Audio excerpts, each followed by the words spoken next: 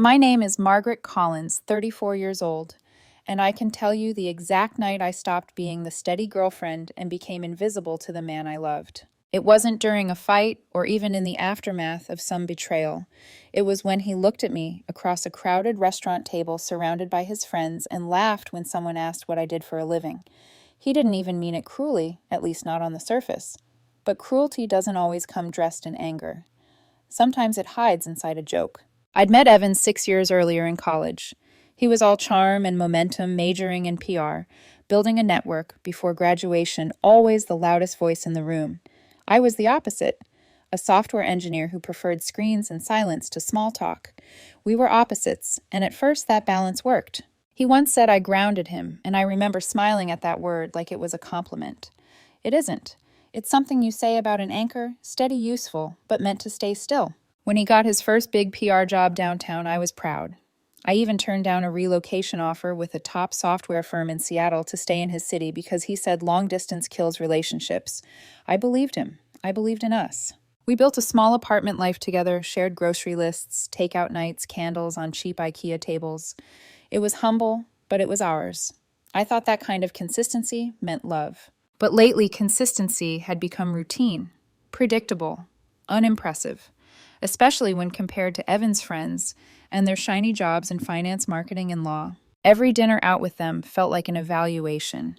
I'd sit there listening to discussions about campaigns and clients while sipping my wine quietly until someone inevitably asked, "So, Margaret, what do you do again?" I'd smile. Software engineering, back-end systems mostly. And before I could explain further, Evan would laugh and add, "She keeps the lights on, literally. Tech stuff, not my world." Everyone would chuckle politely.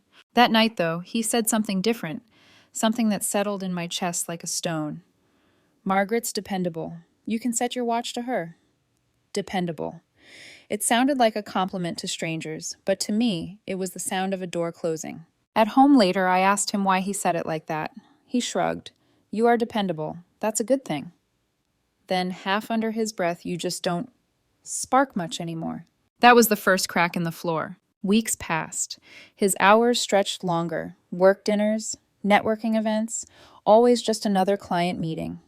He'd come home past midnight smelling like expensive perfume I didn't own. I wanted to trust him. I wanted to believe the story I'd built about us. But trust needs tending, and he'd stopped watering it long ago.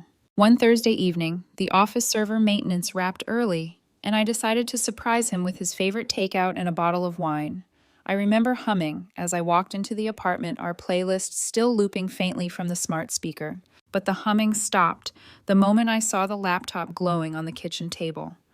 Evan never left his laptop unlocked. That night it was open an email draft half-typed. At first I told myself not to look. I hated that version of myself, suspicious and small. But then I saw the subject line, "Last night was everything Maddie," and curiosity broke into instinct. The thread stretched for months.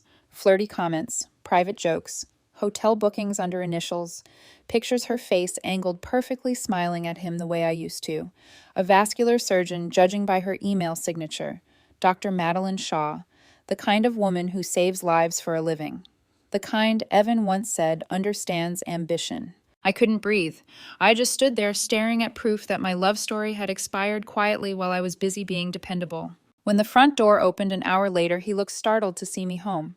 "Hey, babe," he said, hanging his jacket casually. "You're early." His voice was smooth, unbothered, the voice of a man who thought the world still revolved around him. I didn't yell. I didn't throw things. I just asked, "Who's Madeline?" He froze for a second, eyes darting to the table. Then nothing. No panic. Just that same detached confidence. "Oh," he said, like he'd forgotten she existed. "So you saw that." My stomach dropped. "You've been seeing her." He nodded once. "For a while, yeah. Just like that. For a while, yeah." The conversation that followed felt like walking barefoot on glass. Every sentence cut deeper. "You've been comfortable, Margaret," he said. "Safe. I need someone who pushes me. Maddie's in medicine. She's driven intense." I could barely hear my own voice when I asked, 6 years Evan, "You're throwing 6 years away because my job isn't thrilling enough." He smiled faintly. "Come on. Don't make this dramatic. You'll be fine. You always are." That's when I realized he'd already left me emotionally months ago. This was just the formality. I remember looking around the apartment, the books I'd organized, the candles I'd lit, the quiet life we'd built together. All of it suddenly felt like stage props from a play I hadn't realized had ended. He kept talking about growth and energy, about how we'd grown apart. I didn't argue. I didn't cry. I just said, "You wanted excitement, Evan. I hope she gives you fireworks." He looked confused. "That's it." I nodded. "That's it." Then I walked out mid-sentence, the door closing with the softest click I'd ever heard. That night, I didn't scream into my pillow. I didn't call my friends or post cryptic quotes online. I sat by the window, the city lights flickering across my reflection, and whispered to myself. He wanted noise. I gave him silence. And for the first time in years, that silence felt like power. Morning light spilled through my half-closed blinds, turning my small apartment into a pale watercolor of memories and mistakes. I didn't cry that night, but I felt hollow, as if someone had scooped out the sound inside me. The only proof I was still alive was the rhythmic hum of my laptop fan on the nightstand. When the sun rose, I made a decision that startled even me. I wasn't going to fight for someone who'd already left. Evan didn't call that night, not the next morning either. It took him 2 days to reach out, as if cheating was just a scheduling inconvenience. "We need to talk," his text read. No apology, no context. I stared at it for a long time before replying with just one word. "Sure." We met at the cafe 2 blocks from our old apartment, the one where we used to celebrate small things. First job, first raise, first trip together. The barista recognized us, smiled politely, unaware that the couple who once sat shoulder to shoulder there now sat across a chasm. He looked the same tailored coat, confident posture, but his eyes had that glint of someone rehearsing a speech, not giving a confession. "Margaret," he began, voice soft, performative. "I didn't plan for it to happen. Maddie and I, it just evolved." "Like an app update," I said quietly. He blinked, thrown off by my calm. He leaned in, lowering his voice. "You know me. I've always needed a partner who matches my drive. You're steady, but sometimes I feel like I'm pulling us forward alone." I sipped my coffee, eyes never leaving his. Forward to what, Evan? Another woman's arms. He sighed, frustrated, like I was missing the point. "It's not about her. It's about me outgrowing who I was. You stay the same, Margaret. You're safe, predictable. People like you never get anywhere big." I should have been shaking. Instead, I laughed softly at first, then louder. Heads turned. "People like me." "You mean the ones who held you up when you failed that big pitch? The ones who paid rent while you chased your PR fantasy, unpaid? The ones who made sure you had clean shirts for your networking dinners?" His jaw clenched. "See, this is why I couldn't tell you. You always make things emotional." I felt something shift inside me. The heartbreak began to harden into clarity. You don't get to use words like growth to decorate your betrayal. He leaned back, arms crossed, smirking. "You'll thank me one day. I'm freeing you to find someone on your level." That sentence lodged itself deep, echoing in my chest. For 6 years, I'd built a life where his validation was the reward. I hadn't noticed how small I'd made myself to fit his comfort. I stood up slowly, pushing my chair in. "Thank you, Evan," I said, voice steady, "for showing me that I mistook cruelty for ambition." He frowned. "So that's it? You're just walking away?" I smiled faintly. "You always complained I didn't take risks. Here's one." Back home, I packed my life into 3 boxes. It was astonishing how little space 6 years of love actually took up. Books, sweaters, a framed photo from a cabin trip where he'd once told me he couldn't live without me. I left the frame on the counter. Let him decide what that memory meant now. On a sheet of paper, I wrote just 6 words. "Goodbye, Evan. No need to explain." I placed it next to his favorite mug, the one that said Future CEO. Then I left. That evening, I checked into a short-term apartment across the river. The air there smelled different, freer. I ordered cheap takeout, opened my laptop, and stared at the blank screen of my code editor. For hours, I typed nothing. Then, without planning to, I began writing not code, but memories. A letter to myself. A promise. Never again will I let someone mistake your calm for weakness. The first week was a blur of silence. Friends texted asking where I'd gone. I gave vague answers. My therapist, a calm woman named Yvonne, told me something that stuck. "You don't have to be dramatic to be brave." I carried that line with me everywhere. By the second week, the routine began to form. Morning jogs, coffee alone by the window, coding marathons that stretched till midnight. The loneliness still hurt, but it was cleaner now, like pain after surgery. Necessary. At the gym, I met people who didn't care what I did for a living, just whether I showed up and pushed through the reps. Every drop of sweat felt like a small reclaiming of self. One night, while scrolling absent-mindedly through my old messages, I saw Evan's name again.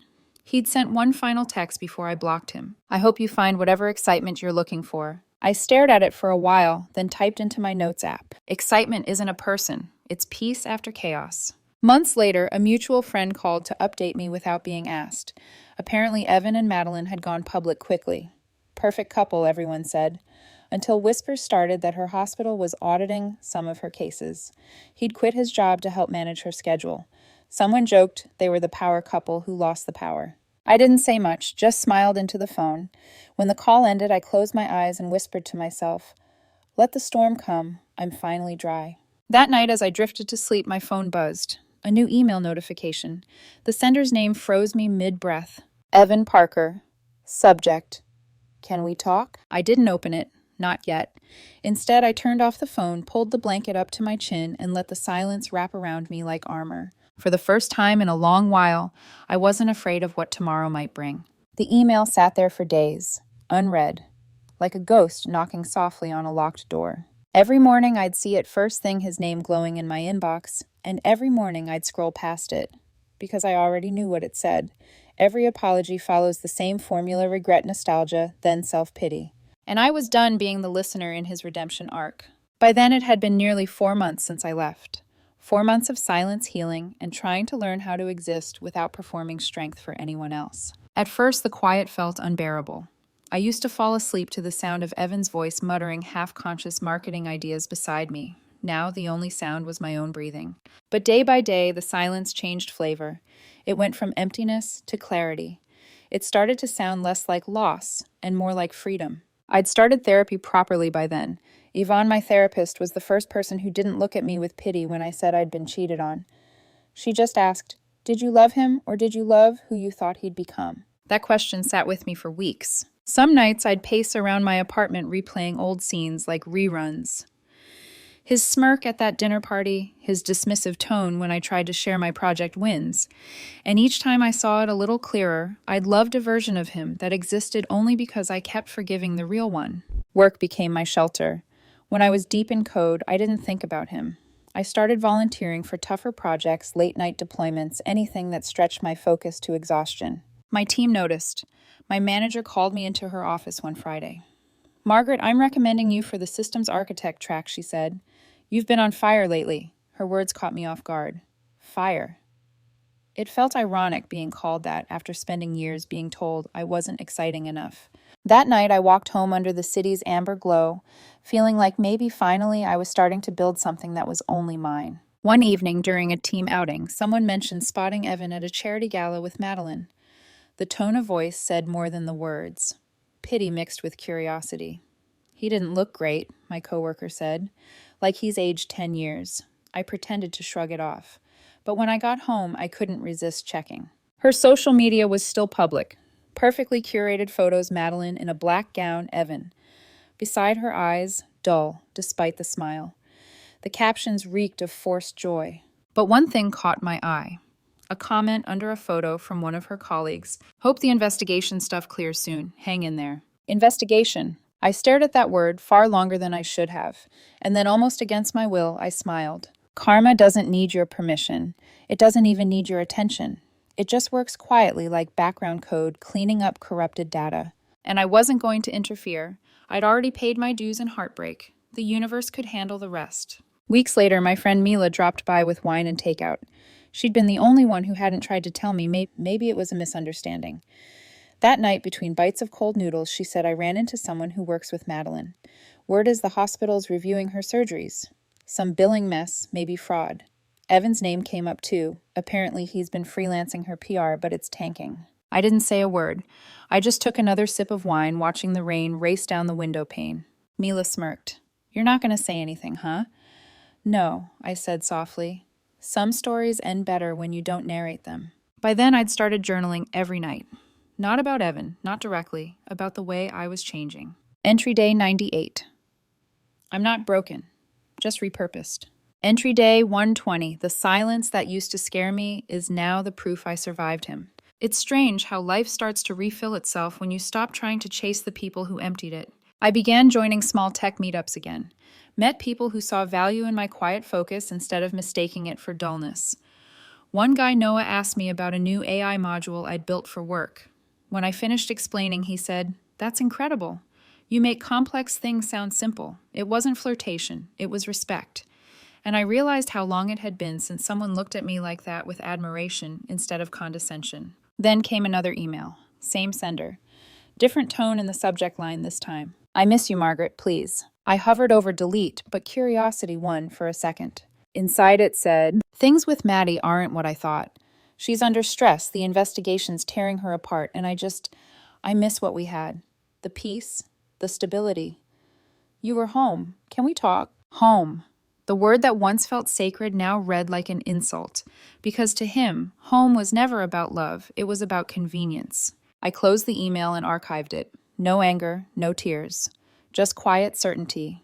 He didn't want me. He wanted relief from the chaos he'd chosen. That night I stood on my balcony, wind in my hair, city lights flickering like Morse code across the skyline. For a moment, I imagined his life unraveling somewhere across town, his phone lighting up unanswered, his words bouncing off the walls of an empty apartment. And then I let the thought go, because I finally understood the opposite of love isn't hate, it's indifference. In the silence that followed, I smiled. I'd spent years craving his attention.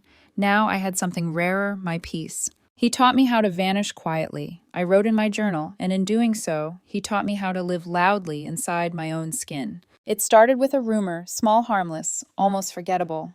A coworker mentioned over lunch that she'd seen Evan's name floating around social media again, but not in the way he'd want. Something about a hospital review, a PR disaster, and a surgeon under fire. I didn't ask for details. I didn't need to. Life has a way of forwarding you the news you've already stopped waiting for. 2 weeks later, Mila showed up at my door again, breathless, holding her phone like it was breaking news. "You have to see this," she said, scrolling rapidly before handing it to me. On the screen, a local news headline. "Prominent vascular surgeon under investigation for billing fraud and malpractice allegations." The accompanying photo showed Dr. Madeline Shaw perfectly coiffed, but with eyes that betrayed exhaustion. And standing behind her in the background, like a misplaced accessory, was Evan. He wasn't smiling. He wasn't even pretending to be the confident PR star anymore. Just a man caught in the blast radius of his own choices. Mila exhaled sharply. Word is she overbilled insurance companies and performed unnecessary procedures. He was helping spin her public image until it all came crashing down. I handed her back the phone quietly. "Do you feel bad for him?" she asked. I thought about it for a moment. "No," I said. "But I don't feel good either. I just don't feel anything." That night, I lay awake watching the ceiling fan slice through the dark. A strange calm settled over me. Not satisfaction, not revenge, but closure that didn't need an audience. Because deep down I understood what was happening. Evan had traded stability for spectacle, and spectacle always burns brightest right before it dies out. Over the following month, the news snowballed. Madeline's medical license was suspended pending review. A few of her ex-patients came forward with lawsuits. Hospitals severed ties. Her glossy reputation turned radioactive overnight. And with her fall came his. The PR firm Evan worked for temporarily terminated his contract. He'd resigned publicly to focus on supporting his partner through a difficult time, but anyone could see the truth he'd hitched his name to a sinking ship. Mutual acquaintances started whispering again. Someone told Mila that Evan had been different lately, withdrawn, controlling. Apparently, he'd convinced Madeline to quit medicine for her mental health and depend on him financially while he handled damage control. The irony wasn't lost on anyone. The man who once mocked me for being too steady was now obsessively clinging to the ruins of the life he thought was exciting. One afternoon, I found myself at the same cafe where we'd had that final talk months ago. Different table, different me. The barista, still recognizing me faintly, asked, "Haven't seen you with your boyfriend lately. Everything good?" I smiled. Better than good. I'd long since stopped checking his socials, but sometimes the internet doesn't wait for you to look, it finds you. A tagged post appeared in my feed one morning, a charity event full of local professionals and reporters. There she was, Madeline alone. Her smile stretched too wide, eyes hollow. No Evan in sight. The caption read, "Bravery means facing consequences with grace." I didn't like it. I didn't comment. But I whispered to my coffee, "Grace is easier when you didn't create the storm." Around that same time, I got promoted officially lead software architect. It was the kind of role Evan would have bragged about on LinkedIn for months, but I didn't post about it. I just quietly updated my email signature and went for a walk along the river. The wind was crisp that evening, carrying the scent of rain and pavement. Somewhere across the city, I imagined Evan sitting in a dim living room, the TV flickering, with his own scandal looping on replay. Maybe he'd think of me. Maybe he wouldn't. It didn't matter anymore. A few nights later, a new email appeared. The subject line, "I don't know who else to talk to." I knew who it was before I even opened it. "Margaret, you probably saw the news. Everything's falling apart. Maddie's been suspended and we're drowning in debt. I thought I was helping her, but she's changed. She won't listen, won't let me fix anything. I miss what we had. You were my calm. You always knew how to ground me. Please, can we talk?" I stared at the screen, the irony almost poetic. He was asking for the same boring stability he once despised. I typed out a reply, then deleted it. Typed again, deleted again. Finally, I wrote one sentence. "You made your choice, Evan. Live it." Then I hit send. A week later, a mutual friend texted me. "He's been showing up places asking about you. Looks rough. You might want to block his new number." I already had. Some lessons don't need repetition. That night I journaled again. Entry day 186. I didn't wish him pain. I just stopped wishing him comfort. For the first time, I realized I wasn't waiting for closure from him because I'd already given it to myself. There's a line my therapist once said that echoed in my mind. "Some people don't deserve your silence as punishment. They deserve it as peace." So I kept my peace. I didn't tell anyone when I signed the new lease for a better apartment. Didn't mention that I'd started hiking on weekends. Didn't share how light the air felt these days. The world didn't need to see my healing to know it was happening. By the time the news cycle moved on and Madeline's case faded from the headlines, I barely remembered the ache that once consumed me. I'd outgrown it quietly, like shedding a skin. And somewhere in that stillness, I realized something profound. When the storm finally found them, I didn't even need to watch, because I'd already walked out of the rain. The silence had lasted almost a year, long enough for scars to turn into faint lines, long enough for his name to stop echoing in my chest, but not long enough apparently for him to stop trying to reach me. It began with another email, then another, then calls from numbers I didn't recognize, voicemails that started polite, turned pleading, and finally desperate. The first one said, "Margaret, I know you don't owe me anything, but please hear me out. Things got bad, really bad. Maddie, she's not the person I thought. I made a mistake." I didn't reply. The next one came 2 days later. "You were my stability, my calm. I was stupid to let that go. I just need to talk to you. Please." Still, I stayed silent. Then came the anger. "Ignoring me is childish. I'm trying to make amends." "You're not perfect either, Margaret." It was always the same pattern with him. Every apology was just a different version of control. When words didn't work, he changed tactics. Messages started coming from other people. His mother emailed me the subject line, "Family sticks together." "Evan's going through a hard time, dear. He's always spoken highly of you. Don't turn your back now. He needs kindness." Kindness. As if I hadn't bled kindness for 6 years straight. Then a mutual friend, Sarah, left a voicemail. "Come on, Margaret. He's falling apart. You've moved on. You can afford to be generous." Generous. That word stung. They made it sound like forgiveness was currency I owed.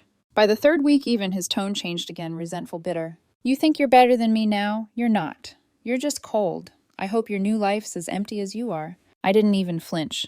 That used to be his favorite trick, cut deep, then pull back with tears and apologies. Not this time. The universe must have sensed my steadiness because almost simultaneously it handed me a new chapter. One crisp morning, I got an email from my manager titled "Promotion Confirmation." I stared at it for a long time, rereading the line that said, "Congratulations, lead systems architect, global operations." My hands trembled, not because I was shocked, but because I realized I hadn't needed his approval to climb. I'd done it all quietly in the same silence he once mocked me for. That weekend, I attended a friend's wedding, a small rooftop ceremony under a sky full of fairy lights. People laughed, danced, toasted to love that still believed in itself. And somewhere between the music and laughter, I saw him. Evan. He looked ordinary. No tailored arrogance, no charming grin.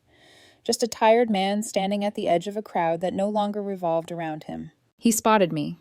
His eyes widened, and for a split second I saw that same flicker of entitlement, the belief that if he spoke, I'd still listen. He walked toward me, slowly rehearsing his regret in every step. "Margaret," he said softly, "you look good. Better than I remember." I smiled politely. I could say the same, but I'd be lying. He flinched, then chuckled awkwardly. "I deserved that." "Deserved much more," I replied. He exhaled, looking down at the floor. "Everything fell apart after you left. I thought I wanted adventure, but I was chasing noise. Maddie's gone now. She lost her license, Margaret. And me, I lost everything." His voice cracked just enough to sound rehearsed.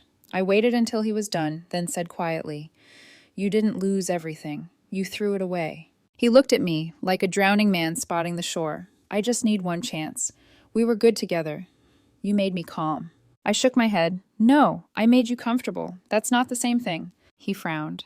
"So that's it. You're really that heartless." Heartless. The irony almost made me laugh. I took out my phone, opened my email, and showed him the screen my new promotion letter. "Lead Systems Architect," I said. "Global Ops." They wanted someone dependable. For a moment, the words didn't register. Then I saw it, the flicker of disbelief turning into regret.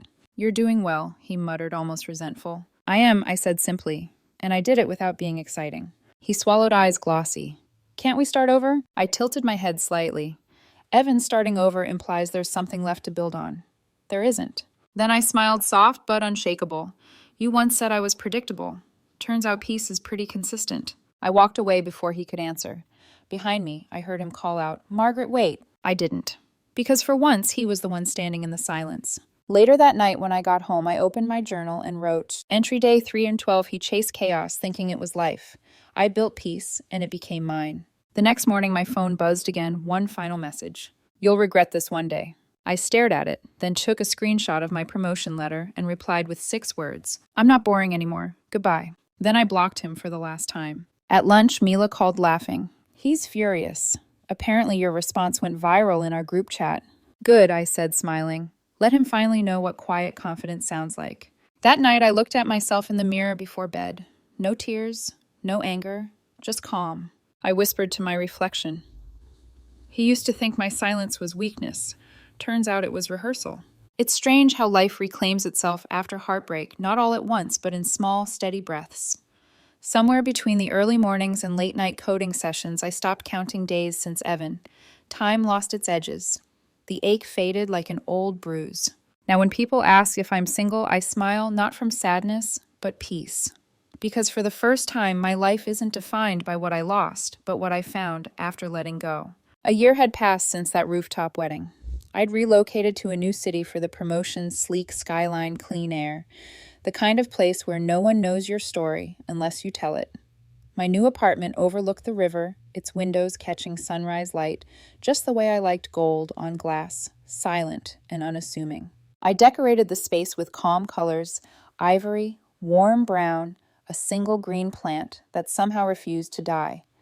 Every inch of it felt earned. On my first morning there, I brewed coffee and watched boats glide across the water.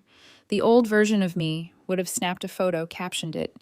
Something poetic, maybe even tagged Evan subconsciously.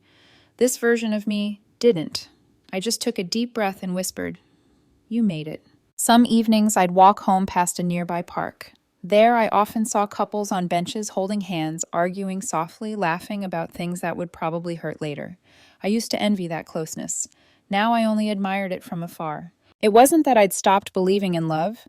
I'd just stopped mistaking noise for connection. Love, I realized, isn't a spark. It's a steady flame, quiet, constant, sometimes invisible, but warm. One Saturday afternoon, I met Noah again, the man from the tech meetup who once admired my project explanation. We'd kept in touch, casually exchanging articles and coffee recommendations. He'd moved to the same city recently, coincidentally joining a partner firm that collaborated with ours. We met for lunch, just 2 colleagues catching up, or at least that's what I told myself. But when he listened, really listened to my stories, I caught myself smiling without effort. He wasn't flashy or loud. He didn't talk over me. He didn't make me feel small so he could feel tall. And when he said, "You seem peaceful," I almost laughed because no one had ever used that as a compliment before. That evening, as we parted ways, Noah said gently, "Maybe we can do this again sometime." I nodded. I'd like that. But I didn't rush to label it. Not everything quiet has to become a storm. Weeks passed. Work flourished, friendships deepened, and for the first time I stopped narrating my life in past tense. Every day wasn't perfect, but it was mine, and that was enough. One night, as I prepared a late report, my phone buzzed, a notification I hadn't seen in months. A name I'd buried under blocked lists somehow resurfaced: Evan Parker. He'd created a new email address. The subject line, one last thing. I stared at it for a long time before curiosity got the better of me. Margaret, I saw your recent work mentioned online. You really did it. I just wanted to say congratulations. I miss who we used to be. I hope you're happy. Truly. I reread the last line twice. It didn't sting. It didn't soothe. It just was. Like reading the weather report for a city you no longer live in. I hit delete without replying, because sometimes closure isn't a conversation. It's a decision. That weekend, I visited the coast, a solo trip I'd promised myself months ago. The sea was wild that day, wind cutting across the shore, waves roaring like they had something to prove. I stood there barefoot, feeling the salt on my skin, the pull of the tide tugging softly at my ankles. Somewhere in the rhythm of the waves, I heard a truth: you don't heal by forgetting. You heal by remembering differently. I closed my eyes, whispering into the wind, "Thank you for breaking me open." Because without that chaos, I would have never met this quiet version of myself, the one who doesn't beg to be understood, who doesn't mistake peace for boredom, who doesn't chase validation disguised as love. When I got home that night, I turned on the soft lights, poured tea, and opened my journal one last time. I wrote, "Entry day 4/12. He called me predictable, but predictability built my peace, my career, my joy. He chased storms. I learned to love the sunrise." I underlined the last line twice, then closed the book. As the city outside drifted to sleep, I sat by the window here, undone music, low laptop humming softly. No emails waiting, no ghosts knocking, just the hum of my own steady life. And in that moment, I realized the silence that once broke me had become my happy ending. What do you think? Was Margaret right to walk away? Comment your thoughts below, and don't forget to subscribe for more stories like this.